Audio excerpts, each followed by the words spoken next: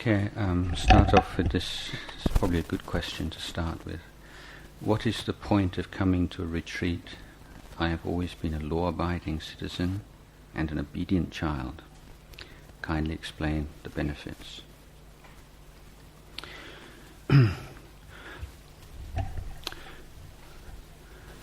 Well, for me, my way into Buddhism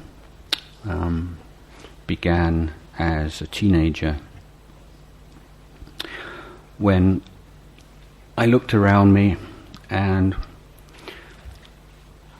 I just felt everything was very fake and empty and pretty well a waste of time. I couldn't see anybody anywhere that I could look up to as a role model and think in 10, 20 years I would like to be like this person. I had no interest in making money, being successful, although I think I probably could have done that if I wanted to. I was always top of my class from when I was in junior school, and academically very successful, but I had no interest in that. The questions that I was interested in asking, nobody else seemed interested in at all, and they were, what's a good way to live? What's the best way to live? If you're in this world for 60, 70, 80 years, what should you try and do with your life to make it really worthwhile? That was one question, very important. Another one was, why is the world like this? Why is the world such a miserable place? Why is there so much suffering in the world? Why is there so much injustice? Why is there so much hatred, selfishness, greed? Why is it like this? Does it have to be like this? Is there anything that can be done about it? And if there is something that can be done to decrease the amount of suffering in the world and increase the amount of happiness in the world, then what is your responsibility as a human being to try to contribute to that? So most of my friends, thought I was weird, and I felt really alienated, and so more or less as soon as I could, I left England and haven't hardly been back there ever again since I was 17 years old. But for myself, I think that just being, a law-abiding citizen and an obedient child is okay. Yeah, it's a good thing. I'm anumotana, but it's a kind of a pretty low standard. It's a pretty kind of narrow idea of what it can be to be a human being in this world, and what the challenges and the opportunities and the possibilities of this human birth are. I think it's kind of like dreary kind of attitude. Well, I'm all right. I don't break the laws. I make some money, do all right. So my response to that kind of worldview, right or wrong, since I was a teenager, is so what? Yeah, you make a lot of money. So what? What for? Ultimately, what for? What's the real purpose? So when you die, you've got $1 million in the bank. So what? What's the difference between dying with $1 million in the bank and dying with $10 in the bank? You're going to die anyway. What's it all for? What is it that can really give life a sense of meaning and purpose? It was with that kind of questioning that I rejected religious tradition, which I grew up I found Christianity completely unsatisfying, intellectually, emotionally, spiritually. I started to study philosophy, psychology, pretty well neglected all my curriculum. But in those days it was a little bit easier for people like me because you didn't have so much testing, and I'm very good at cramming. So if I just spent like 5 or 6 days before an exam, just really studied hard, I could pass all my exams very well. So it left the rest of the term I just neglect all my studies. Teachers used to get quite upset, and I'd study. I wasn't just hanging out, I was studying, but studying other things that I was really interested in. I'm not suggesting that you do this, by the way, but this was my particular path. So finally I came across the teachings of the Buddha, and they just made complete sense to me. It just seemed so obvious. Not something exotic and Asian, but just completely obvious that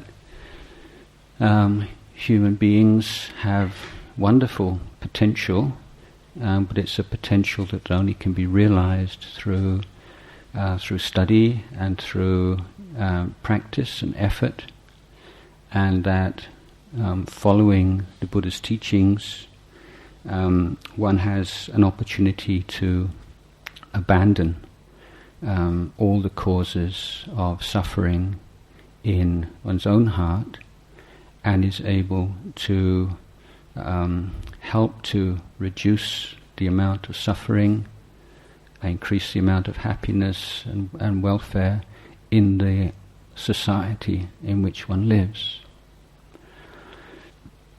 So this was for me like a guiding principle, an education, not of particular academic topic, subject, but an education of my whole life, in terms of my conduct, my speech, my emotions, my thoughts, my views, taking on the Buddha's teachings as an education process, and finding the fulfillment in that, but also developing the tools and the understanding with which to help others also. So my initial intention in going on retreats was to learn some life skills to develop the ability to deal with my own mind. I felt, looking at myself and looking at others, just how weak and indulgent and scattered and trivial my life was, and that it didn't have to be that way. It wasn't necessary. It wasn't something imprinted on my genes. It's a result of choices that I made moment by moment. So Buddhism is teaching us, giving us the ability to make wiser choices in our life. I think many of you, or I hope some of you, will be familiar with famous psychology experiments performed in New York in the early 60s. They had a huge repercussions, huge impact on academic and wider circles. In these experiments, volunteers were requested, and I think they were actually paid to participate in these psychology experiments. If you were one of these people who volunteered, you'd go into a large room, and with everybody in the room looking very scientific, with white coats and various sort of scientific paraphernalia, And then you'd be told that you were going to participate in an experiment to gauge the correlation between learning and punishment. And you would be shown a rather fat man sitting on a chair in a glass room, which was hooked up to an electrical system. Outside there were a number of buttons going from 10 volts way up to 200, 300 volts, which is potentially life-threatening.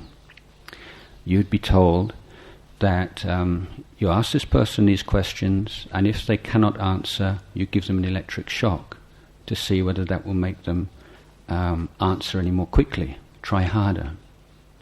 Now, if you give a 10-volt shock and he can't answer, then the next time you give a 20-volt, and you can just keep going up the scale. And, one other thing that you'd be told is that this person has heart disease, so giving him an electric shock might be a little bit dangerous. So you start to answer this guy's questions, and he starts to sweat and look uncomfortable. He can't think of the answers. He starts to panic. You give him a 10-volt shock, it makes it worse. You give him 20, and he can't answer. He's really losing it. And you start to go up the scale, and he's starting to scream a little bit. Now, this experiment with variations was carried on many days. And in fact, it was a setup, as most of these really good psychology experiments are, that the man in the chair was an actor, and it wasn't really hooked up to the electrical system. It wasn't an electric chair. He wasn't really being shocked. The experiment wasn't really to see the connection or the correlation between punishment and learning. What it was interested in seeing was whether ordinary people off the street, law-abiding citizens, would be under certain circumstances willing to give potentially life-threatening electric shocks to another human being if they believed that they wouldn't have to take any responsibility for it. And in fact, many people, when the man started to scream, they would turn to the scientist there and they say, "Is this all right? He looks like he's in pain." They said, yes, we'll take responsibility. It's just part of the experiment. Don't worry about it. And it turns out that I think 70 or 80% of the people went right up to the highest level of electric shock, like 200-300 volts, which is really incredibly painful if it was real. Now, these experiments were in the, still in the aftermath of the Second World War, and it was a huge question, and one that's never really been resolved. Germany was, in many ways, the leader of European culture in the mid-20th century, with the greatest philosophers, the greatest composers, greatest writers, scientists, all coming from Germany, or so many of them coming from Germany. And yet this country, which was the leader of Western culture, could within a few years become a Nazi culture, one in which, for instance, 6 million Jewish people were killed horribly, and in which it waged war on many countries and were incredibly cruel, and so on. And so how do you explain that? And if you put forward the argument there was just a small number of psychopaths or monsters, it doesn't really explain how this whole system was able to sustain itself for so long. And what you find is that many of the people who did the worst and cruelest and terrible things were, before the Second World War began, just ordinary law-abiding citizens.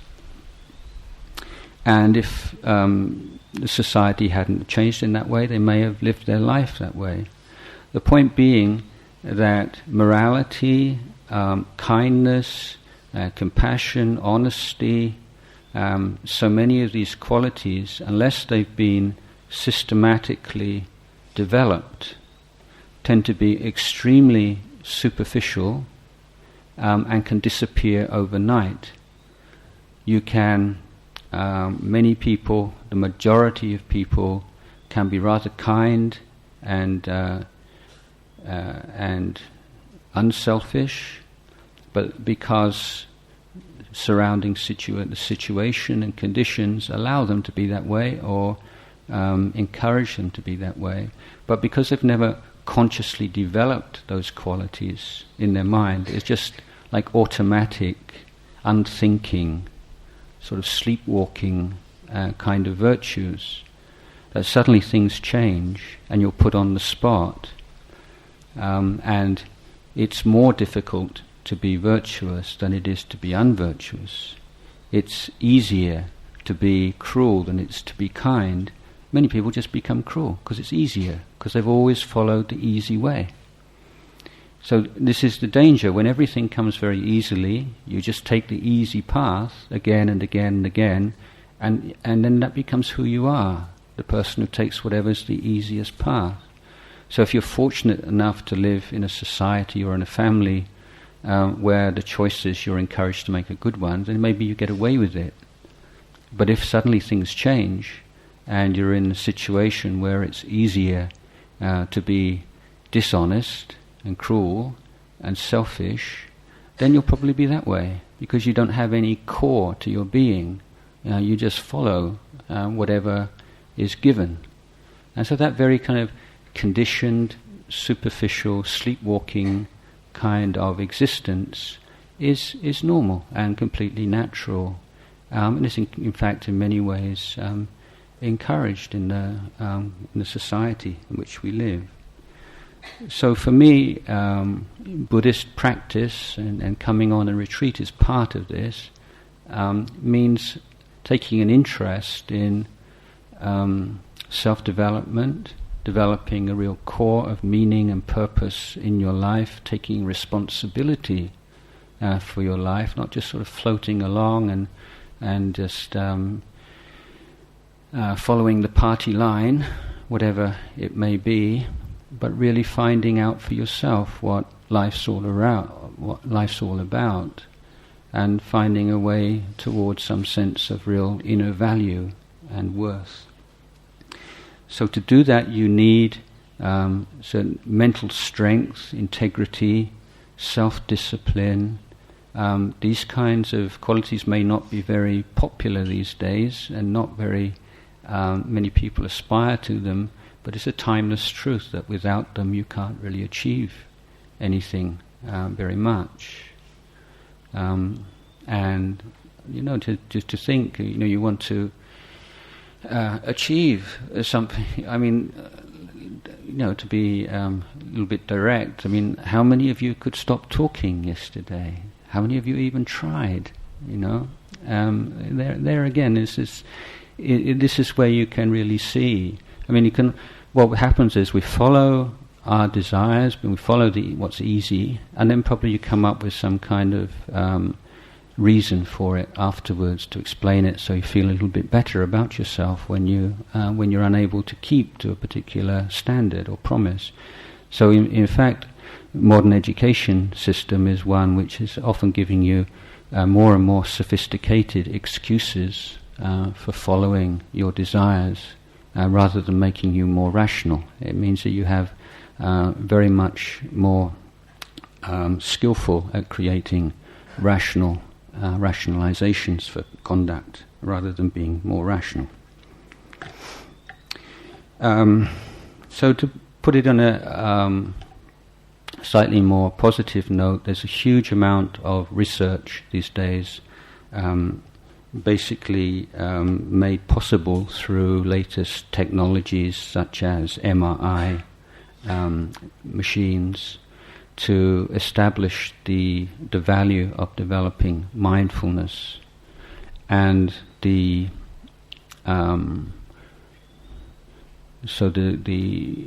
results that are out there now in the scientific community, which are undisputed, are, for instance, the effects on the immune system. People who meditate a lot tend to have a much more robust immune system, which means they're much less likely to develop physical illness. They are able to handle stress much better.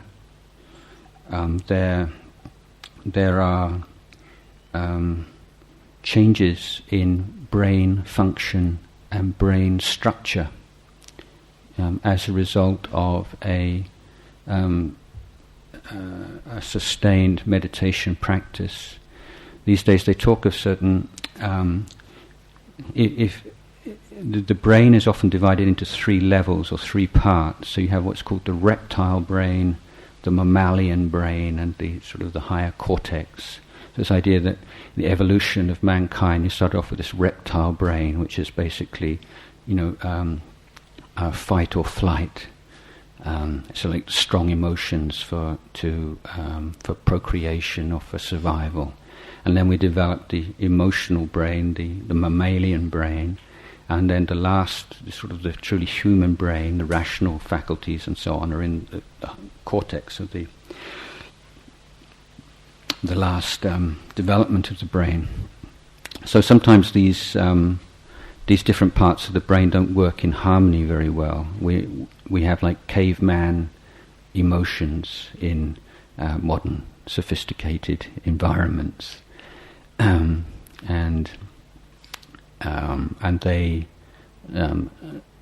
bypass or hijack the more rational kinds of thought. For instance, let's say you see something in the distance. Now it's not clear enough for you to see exactly what it is, but your reptile brain kicks in first, and if it sees that it might possibly be something dangerous, then it will send all these signals to your body, all this adrenaline, and you're ready to fight or you're ready to run away. And then it's only some fractions of a second later that the perception of what that thing is appears. So your reptile brain might have said, looks like it could be a snake, and so you have sort of all these anti-snake snake protection chemicals running through you, ready. But then a fraction of a second later, you see it's a piece of rope. But then you all these emotions come up, all these chemicals are running through your body, because you're afraid of a snake before you even see the snake. It's a safety first kind of system. And this is also an explanation of why is it that we're always more interested in bad news than good news, or why is it that newspapers are always full of bad news rather than good news? It's part of the way our brains are. Because if something is bad news in your immediate environment and you miss it, you might get eaten or killed. But if something's good news, like there's some fruit trees, a couple of kilometre walk up there, or there's an animal you can hunt over there. If you miss out on the good news, it's not going to have an immediate serious impact. So bad things have always been more important to the brain than good things, because if you're heedless about a bad thing, you might die. If you're heedless about a good thing, you won't. So this is some way the brain works. So what I wanted to say was that in this frontal cortex, which has what's nowadays called executive functions, which means the higher functions of thinking, analysis, creativity, decision making. In fact, all these functions are nowadays grouped under a term called executive functions. Now, they measured the part of the brain which is associated with these executive functions, and it starts to shrivel, after a certain age. But if you look at the brain of a 60-year-old meditator, somebody who's been meditating most of their life, they have the same kind of integrity of this area of the brain as someone 10 or 15 years younger than them. So there are these kinds of studies coming out now which saying that a regular meditation practice doesn't just affect the way your brain works moment by moment, but affects actual structural changes, prevents the deterioration of certain parts of the brain. And unless you have a strong hereditary or genetic likelihood of getting Alzheimer's, someone who meditates regularly is very unlikely to develop that kind of illness.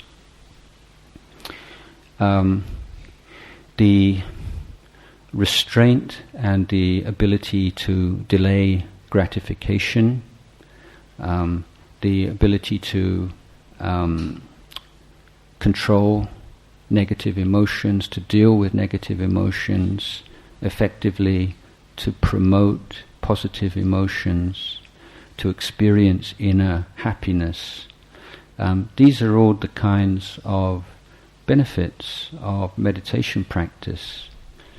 So it seems to me that if you can embark upon a particular kind of education which is good for you physically, meaning that you're less likely to get physically ill, you get better more quickly when you are ill, you're able to deal with physical pain much more skillfully, one in which you're developing skillful means to deal with negative emotions and to promote positive emotions when you're creating the conditions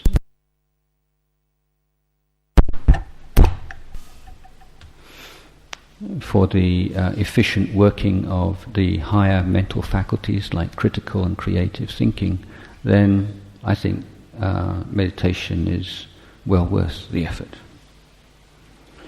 Okay, because there's only one question, I'll give a long answer to that one, but is there anything, any more questions, or anybody would like to just ask something or respond to what I've just said? Please.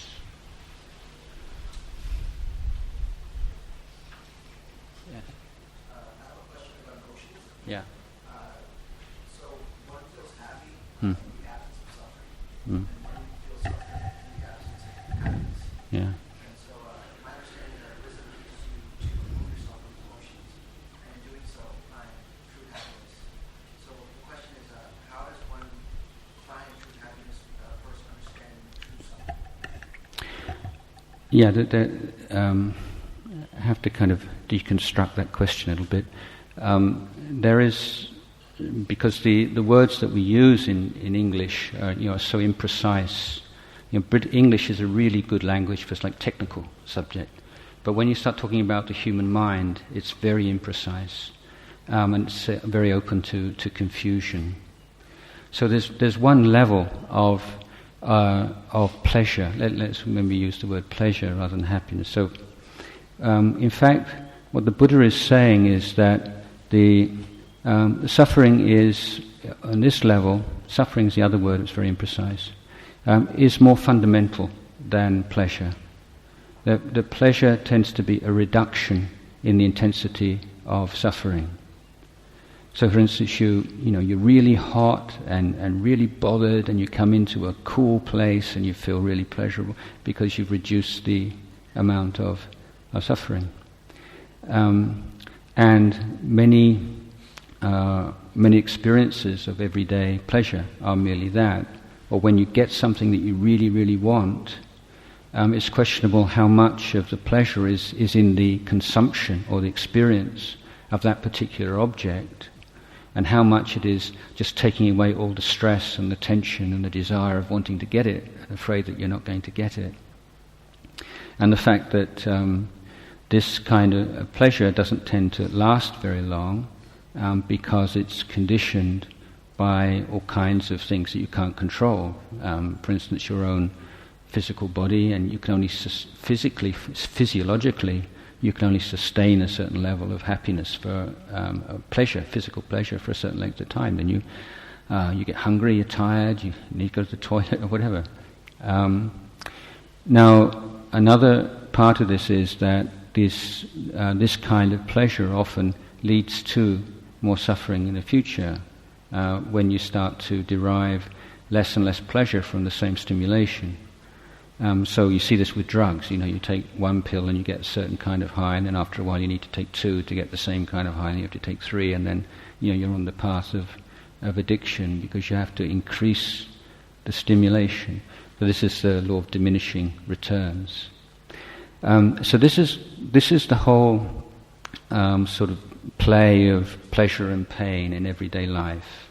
Okay, but in Buddhism, when we're talking about like happiness and suffering, we're not always talking about that level of pain and pleasure.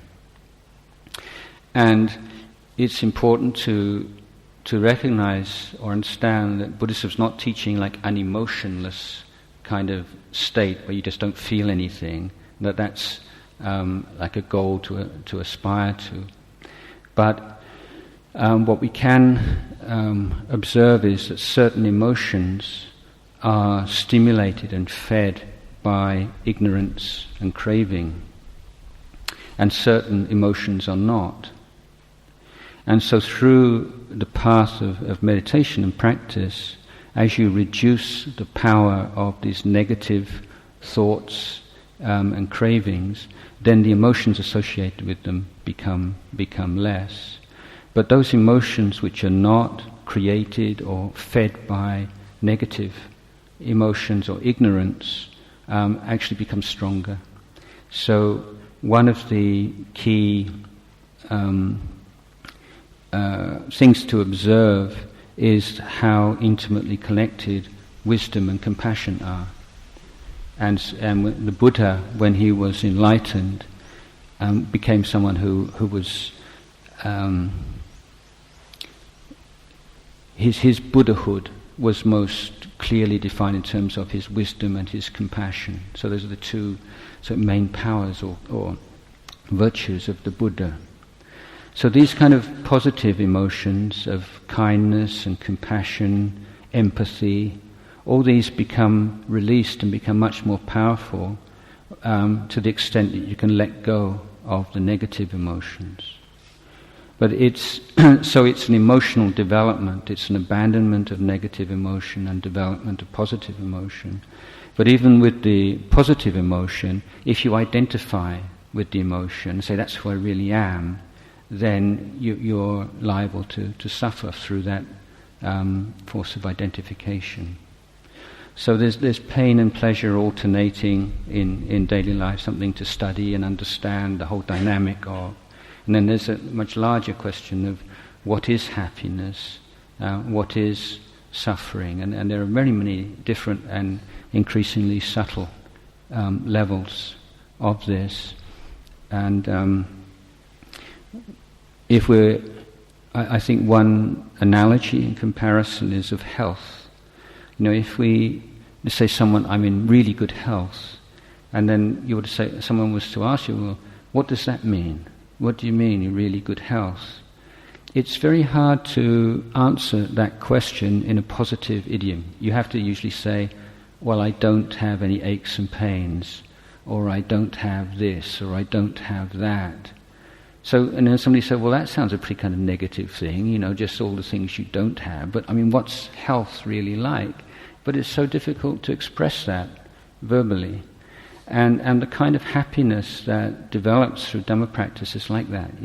It's hard to really say, it's not like a high in that kind of, there's kind of high you can get from some kind of stimulation.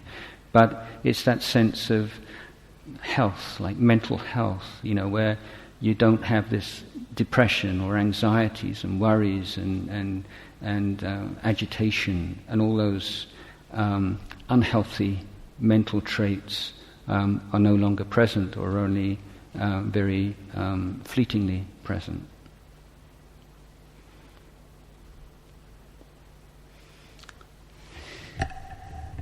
Anybody over here? No question? So I'm going to ask these are in Thai. English one. The Thai ones this afternoon.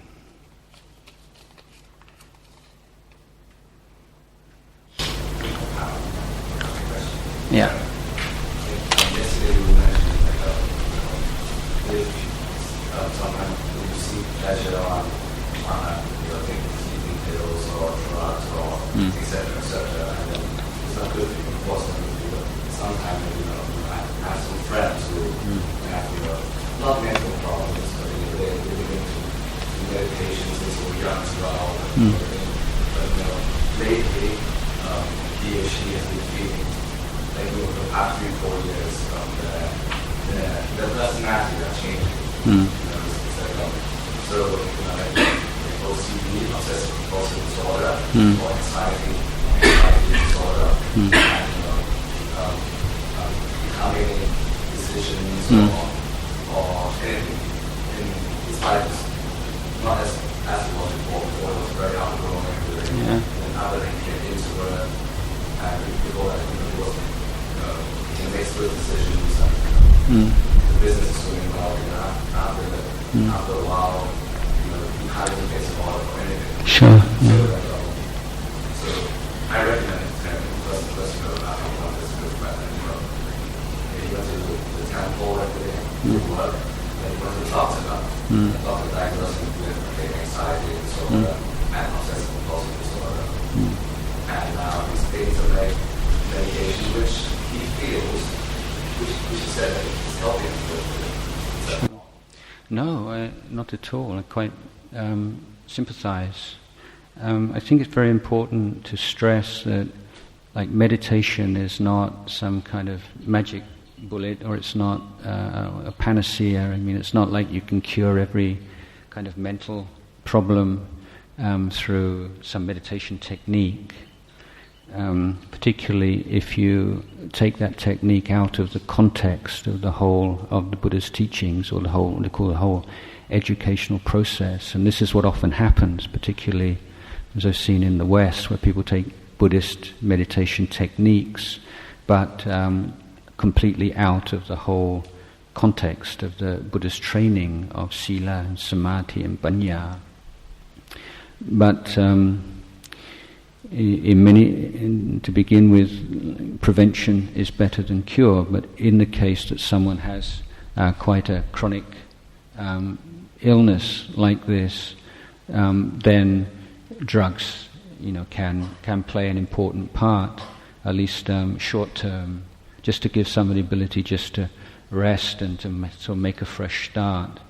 So I think that in some cases there needs to be both things, and placebo effect is, of course, very powerful. And in the antidepressant medications,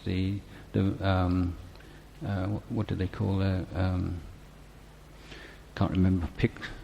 can't remember all the names of the antidepressant medicines. But anyway, if you give somebody a pill and just tell them it's an antidepressant, and then gives them a real antidepressant, there's hardly any difference in the results that you'll get. So when somebody believes that they're taking an antidepressant, then they'll get the same results as actually taking one. So we do have these inner resources if we know how to make use of them. Yesterday, the point I was trying to make was that just generally, the moment, if it's not a sort of a serious illness, one in which you need to see a psychiatrist or a therapist, but one which you're just leading a pretty scattered and unbalanced, crazy kind of lifestyle, and you just want some kind of medication to be able to keep up that crazy lifestyle, instead of saying, maybe I need to change the way I'm living my life, then that's what I was criticizing. But I fully recognize that there are some drugs that are necessary and useful for mental suffering.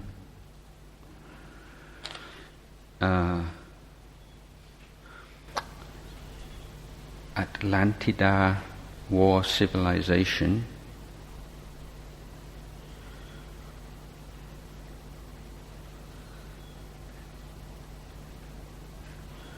I'm afraid I don't understand the question. The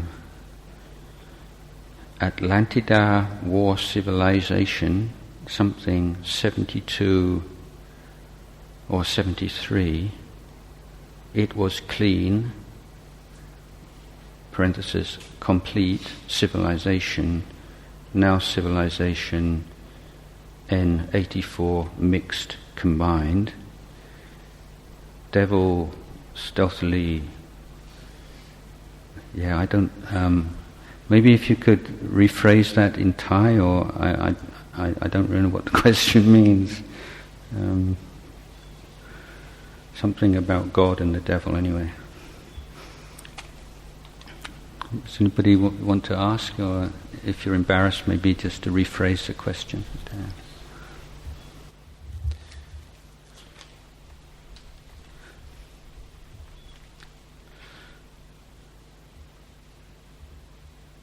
Okay. Please explain the difference between sin in Christianity and bāp in Buddhism. Yeah, this very significant difference. Many years ago now, there was a request from Buddhist community in Thailand to the Catholic community, please don't use Buddhist technical terms to translate Christian terms because it's confusing. But they didn't agree, and so often sin in Christianity, in the Thai Bible, I think, is translated as bāp. But it's important to recognize there's very significant differences between the two concepts.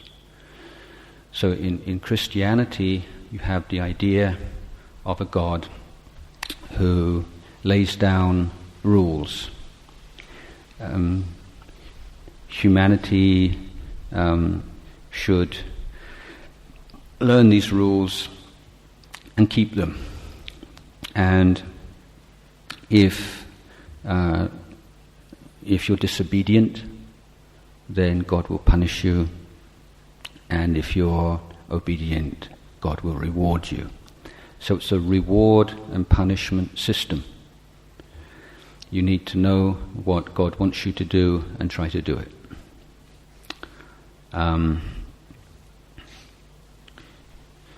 In Buddhism, we do not believe in a creator God. We don't believe in someone who's laid down rules for human beings and rewards them when they do good things and punishes them when they do bad things. The Buddha's starting point for the Dhamma, or the Buddha Dhamma, is human nature, and what we can observe about human nature, and what we can do, the wisest way to deal with our human nature. The Buddha pointed out that if we act or speak or think about things, when our mind is affected or influenced by defilement, by greed, by hatred, by delusion, then our mind becomes more greedy, more hateful, more deluded. So every time you act with greed, you increase the amount of greed in your mind. Every time you act with anger, you increase the amount of anger in your mind. Every time you act, you think, you dwell upon something with jealousy, you increase the power of jealousy in your mind. Those negative qualities we can call bad karma, and they are going to increase suffering in your life, in present and in future. So, whenever we act with greed, hatred and delusion, then that's bāp. So the definition of bāp is dependent upon the particular mental phenomena present in the mind, moment by moment. It's not a matter of obeying or disobeying rules that are found in a book somewhere or in a holy book. It's a matter of the psychological factors, emotions present in the mind and identified with moment by moment. So I think it's very clear there's a significant difference there. The second question is the difference between Theravada Buddhism and Mahayana. Well, this is kind of a huge topic and one which you could write PhD thesis or thick books about. So I'll make just a few very simple comments or generalizations. After the Buddha passed away, Buddhist communities, monastic communities, spread throughout India. In those days, of course, communications were poor, and so the particular slant or interpretation of the teachings, or those areas of the teachings which were emphasized, would depend a lot on the monks in that particular group, and in particular on the personality of and wisdom of the teacher. So inevitably, there were certain differences that arose, and the Buddhists also were living in a probably the most sophisticated culture in the history of the world. I mean, religiously, there's never before or after, even to the present day, a society so sophisticated in religious and spiritual matters as the India of 2,500 years ago. And so Buddhists were constantly being asked, well, Buddha teaches this, how does that differ from what my religion teaches? Or this kind of question about sin and bāp and all these kinds of things. And so there was pressure on the monks to systematize the teachings of the Buddha. And this is the background, what we call the Abhidhamma, the effort to put all the Buddha's teachings into a system. And so various of these different groups of monastic groups, can't really call them sects, but probably could, that's the word that's usually used, developed their own systematization, or their own Abhidhamma.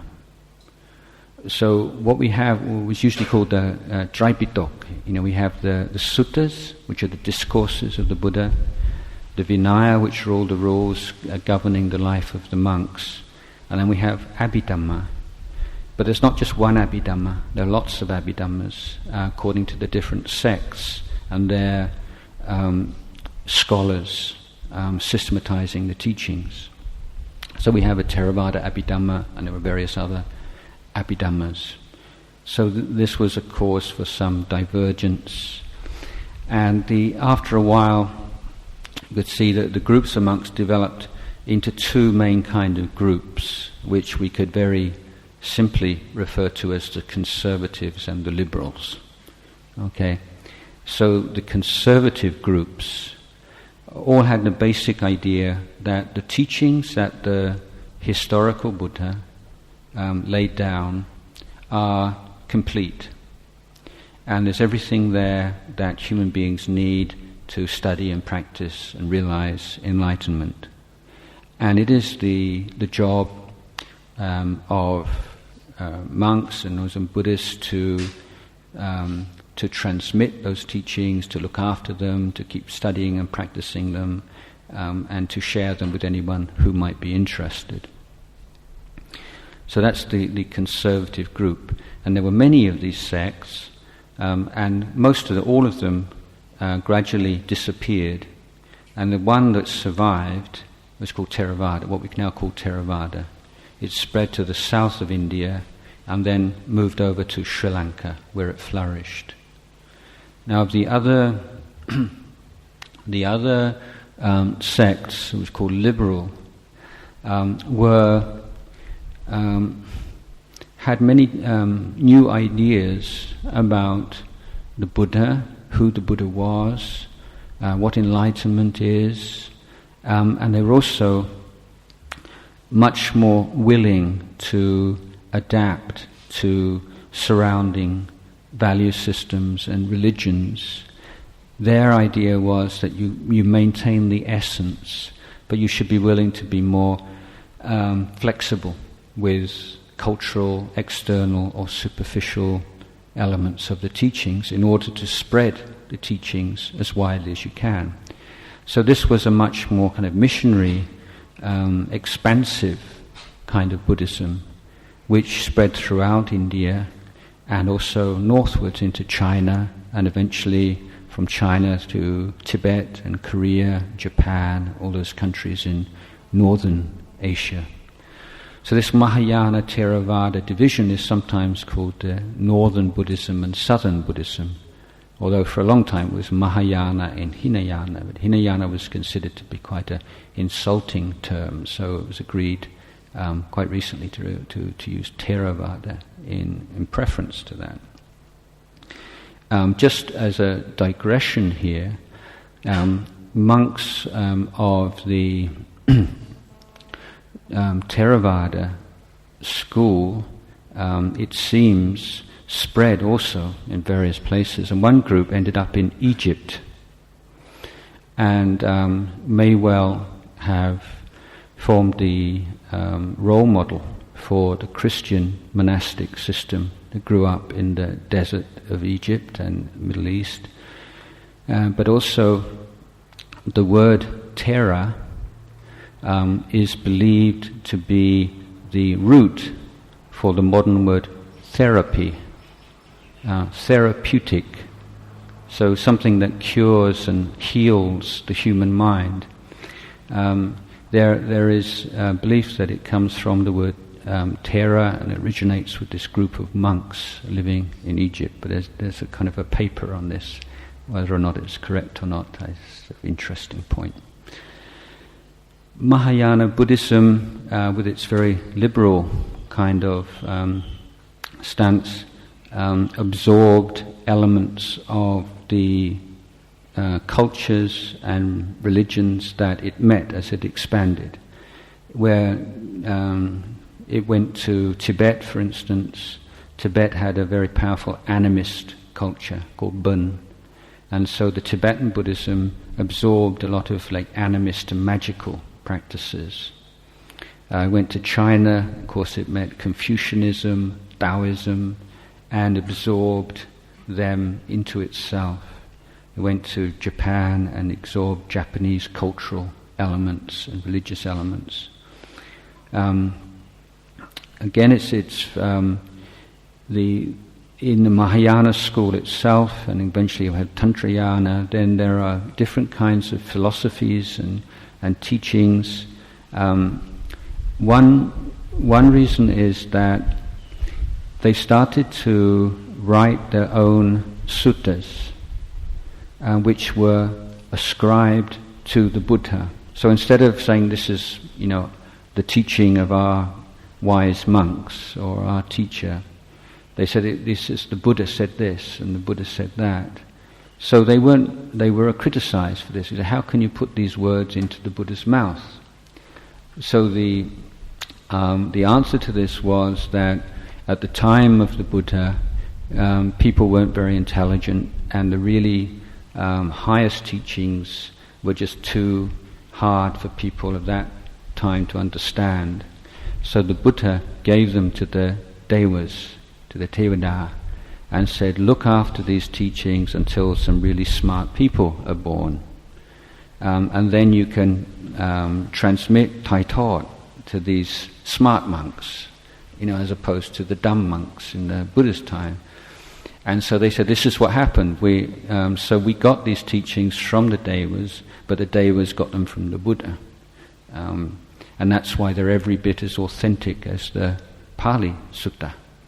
So you have all these suttas that were various schools of Mahayana Buddhism created, and that they consider to be as authentic as, or as weighty as Theravada. So, trying to simplify here, the idea of a Buddha is different in Mahayana, particularly in Tantrayana. And in Mahayana, this idea of you practice in order to become a Buddha, and that anybody can be a Buddha, and that an Arahant is not the end of the practice. There's something beyond Arahantship, which the Mahayana school aspire to. But probably the most well-known of the Mahayana doctrines is that of the Bodhisattva, and the idea that you renounce your own enlightenment for the sake of all sentient beings. This is a very noble aspiration, and one which is characteristic of Mahayana. But although there are significant philosophical differences, it's important to recognize that there's never been any religious wars between Mahayana and Theravada. There's never been any open conflict. At most, maybe the Theravadas think we're right and they're wrong, and they think that they're right and Theravadins are wrong. But there are some important underlying similarities and points of communion.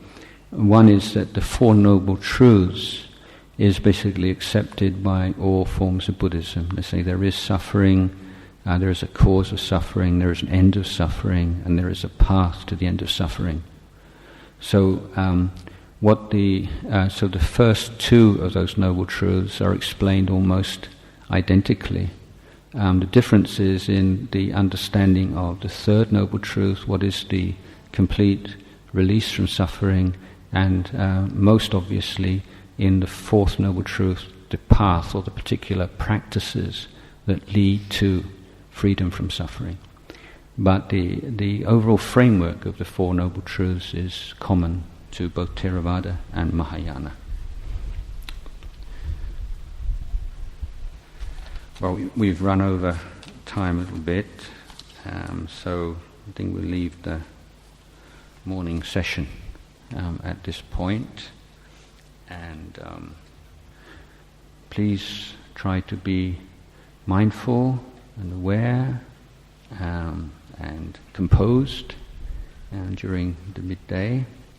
Try to refrain from the speaking addiction as much as you can. It's a good training. And we'll carry on this afternoon.